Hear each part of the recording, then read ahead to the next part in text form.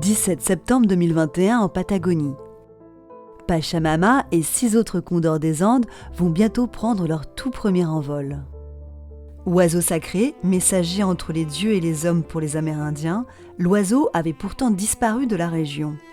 Sa réintroduction est un véritable défi et rien n'est laissé au hasard. 1er août 2020 au zooparc de Beauval. Pachamama vient de naître.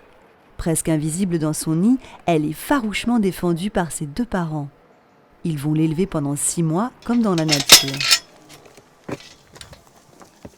Pendant cette période, les soigneurs évitent le plus possible de rentrer dans la volière. Et pour les nourrissages, mieux vaut être rapide.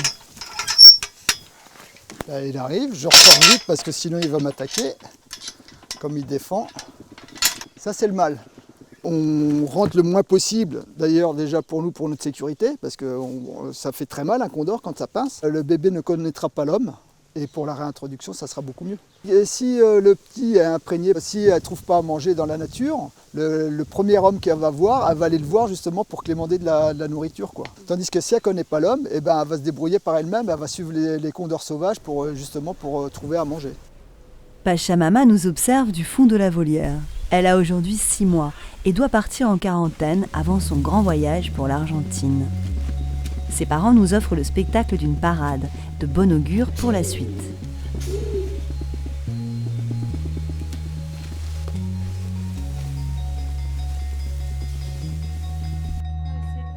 30 mars 2021 à la clinique vétérinaire.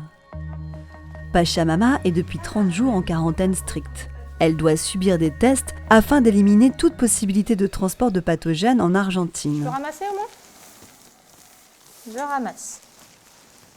Donc là, on voit bien qu'elle est timide. C'est plutôt positif. C'est vraiment la preuve qu'elle n'est pas habituée à nous, qu'elle est dans son environnement à elle et qu'elle ne veut pas de nous.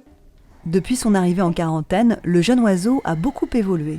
Au départ, ça a été compliqué parce qu'on donne des lapins entiers, elle n'était pas capable de les dépioter, on a été obligé de l'aider un petit peu. Et après, elle a fini par comprendre que la peau peut se décoller, qu'elle peut elle-même dépioter son animal. Et maintenant, en fait, elle se débrouille complètement toute seule, elle est autonome. Donc elle est prête à partir. Et le 21 avril 2021, c'est le grand départ pour l'Argentine.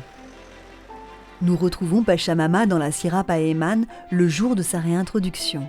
Prise en charge par l'association BioAndina, elle est arrivée il y a 2 mois dans cette volière, sur son lieu de lâcher.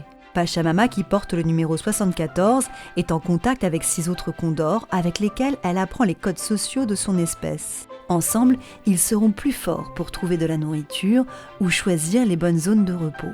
Seuls quelques officiels et des Amérindiens ont pu faire le déplacement à cause de la situation sanitaire. Des chamans accompagnent le relâché.